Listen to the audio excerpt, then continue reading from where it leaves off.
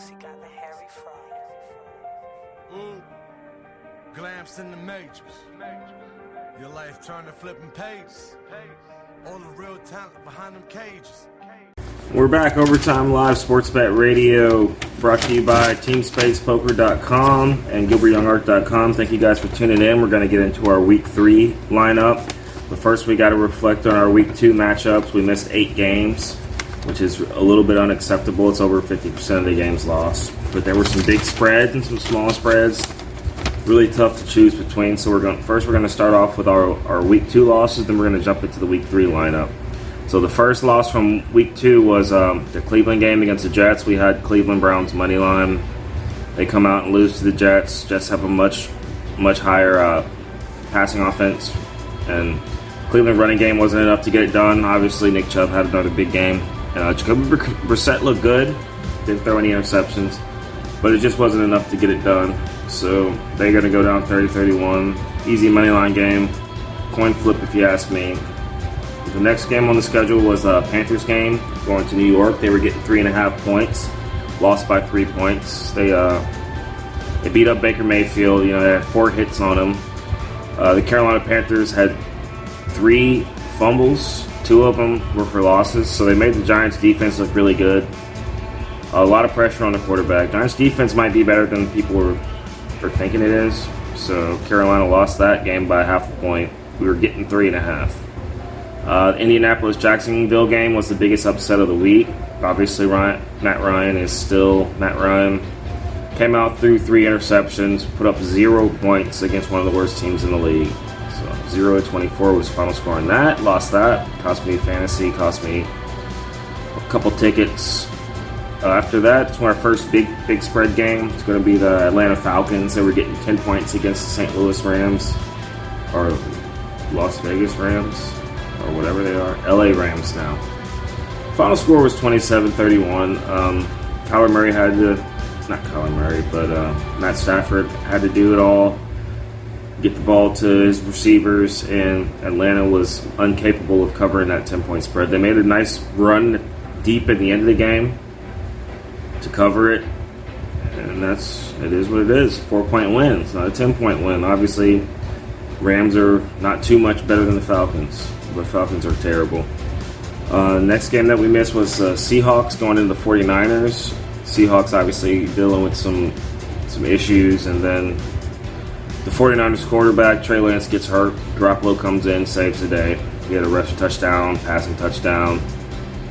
27-7 win over the Seattle Seahawks for the 49ers. That was surprising. I think if Trey Lance stays in that game, we'd have a different outcome.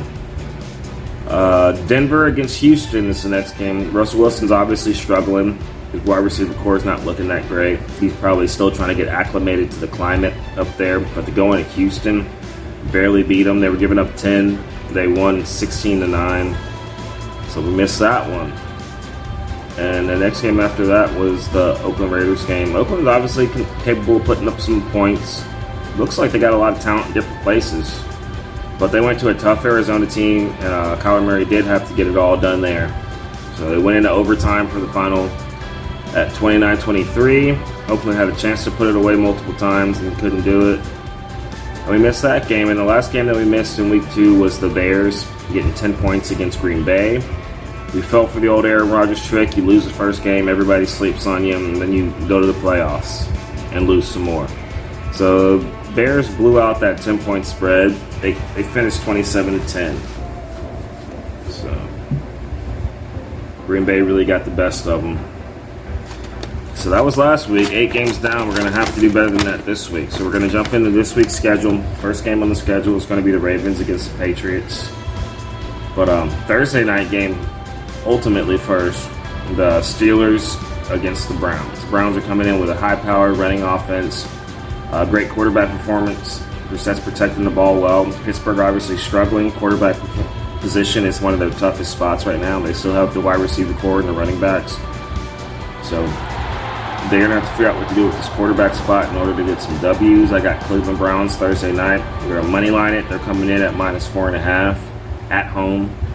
So we're going to go ahead and money line Cleveland Browns. I think the running game really exposes them.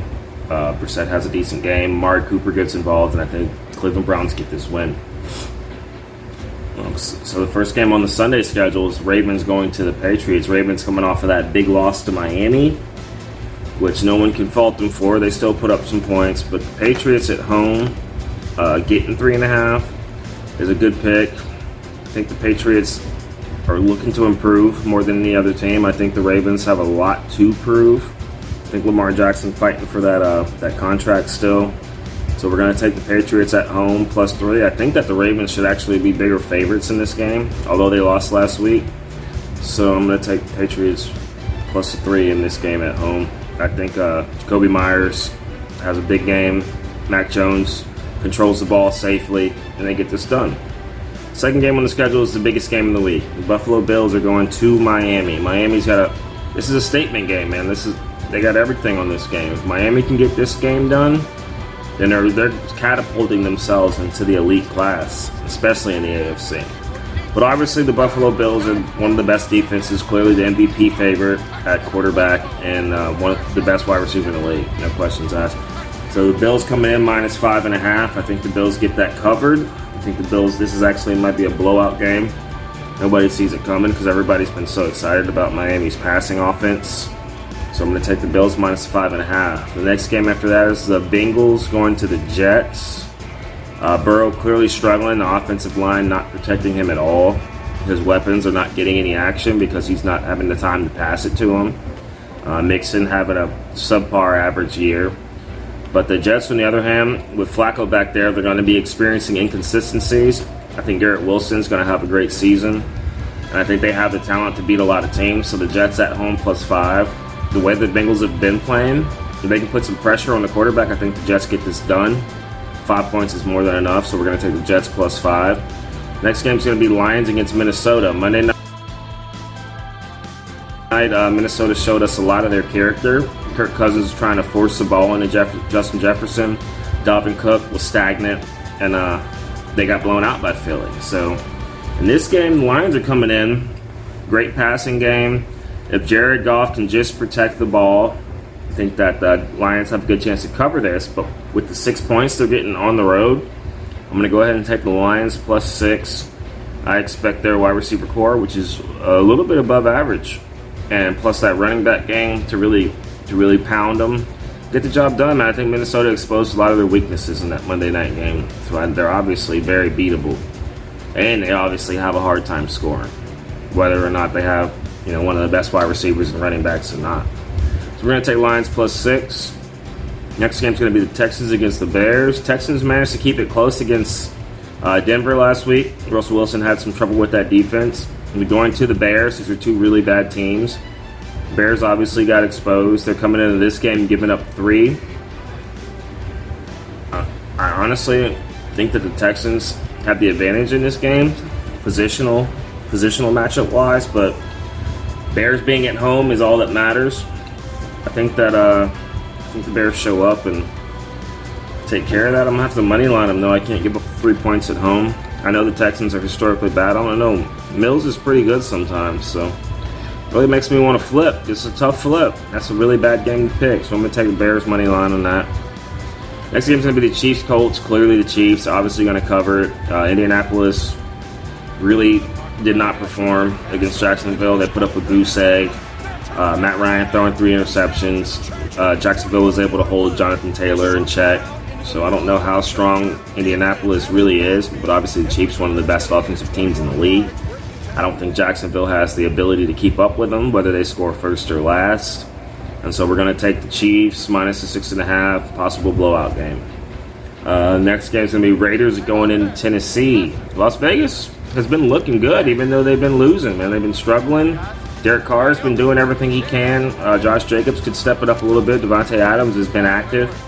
But Tennessee Titans have been struggling. They were exposed on Monday night as well when they went into Buffalo, and they couldn't get the job done. Derrick Henry, I don't know if that injury is impacting him or what, but he's having some trouble performing. So I'm going to take the Las Vegas Raiders in this game. They're giving up 2 on the road.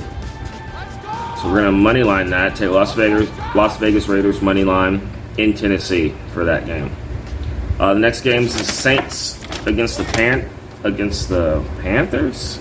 Wow, big time divisional game. Saints got destroyed by Tampa Bay last week, and a safe Tampa Bay at that. So Tampa Bay was scared of losing that 5th game in a row against them. But in this game, I think New Orleans Saints does a lot of the same. I see Jameis Winston throwing some more interceptions. Michael Thomas obviously heading back to full health. He had 2 touchdowns week 1, but I think that could be an overrated statistic. I think Panthers match up better at most positions, except maybe defensive line.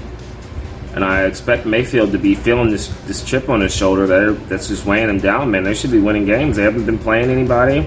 McCaffrey's been performing. DJ Moore's been there. And even Mayfield's been able to get in the end zone. He had a rushing touchdown in week 1. So I think the Panthers come out and get this done. They're getting 3 at home, which is great. We're going to take the Panthers plus a 3. They probably win money line. Next game on the schedule is the Eagles going to the Commanders. Jalen Hurts looked great. 2 rushing touchdowns. Really dominated the game in that primetime game. But going up to the Commanders. Commanders, I think, are a little overrated. Carson Wentz has been performing at quarterback, but I don't think their other weapons have been showing up. Haven't seen much from McLaurin. Haven't seen much from the running game. So I'm going to take the Eagles and give up the 6.5, which is a tough pick, because I think that game will be a lot closer, Eagles being on the road. But I think the Eagles have a lot of places to improve. I think they're going to get better at a lot of spots. Definitely their wide receiver core and passing. Obviously, Jalen Hurts is going to be a run-first quarterback, similar to Michael Vick. But sometimes that gets it done, so we're going to take the Eagles minus a 7. Next, we got the Jacksonville Jaguars going to the Chargers. Obviously, the Chargers, one of the front runners in the AFC. They're giving up 7 in this game, which is a lot going into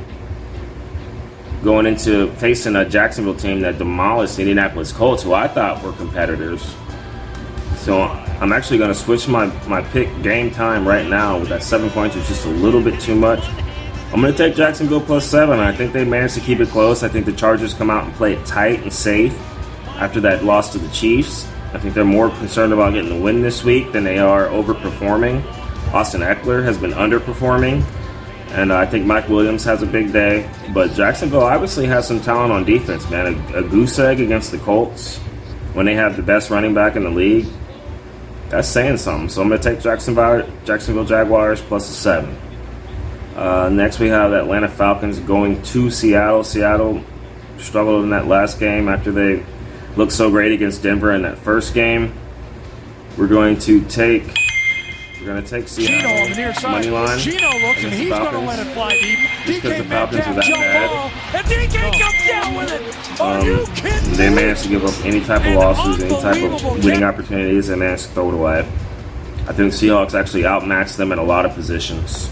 Wide receiver, possibly quarterback. And so we're going to take the Seattle Seahawks money line in that game at home. Feels like an easy pick. You can always bet against the Falcons. Now the Packers going into Tampa Bay, that's an interesting one. People think the Packers have a chance because they came through in that week 2. They don't. Tampa Bay defense is exceptional. Green Bay Packers have no wide receiver options. So I think along with the quarterback matchup favoring Brady, we'll see how healthy Tampa Bay is. Obviously Mike Evans will be back. I'm going to take Tampa Bay money line. It's only minus 1.5 right now. Great pick for the week. That's one of my locks.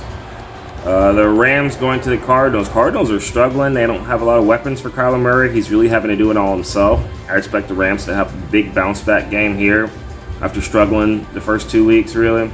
They're coming in, giving up 3.5. We're going to money line that in Arizona. Big time divisional game. And I think Cooper Kupp and Matt Stafford and the running back core get it together, get it done. I think Arizona is very fragile, easy to beat. Oakland should have took them out in week 2 and just couldn't pull the trigger. They're just not that good.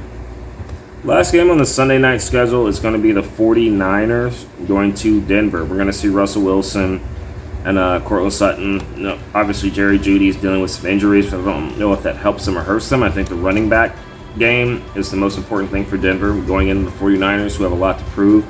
Coming in with Garoppolo now, back to their old tricks, but no Kittle.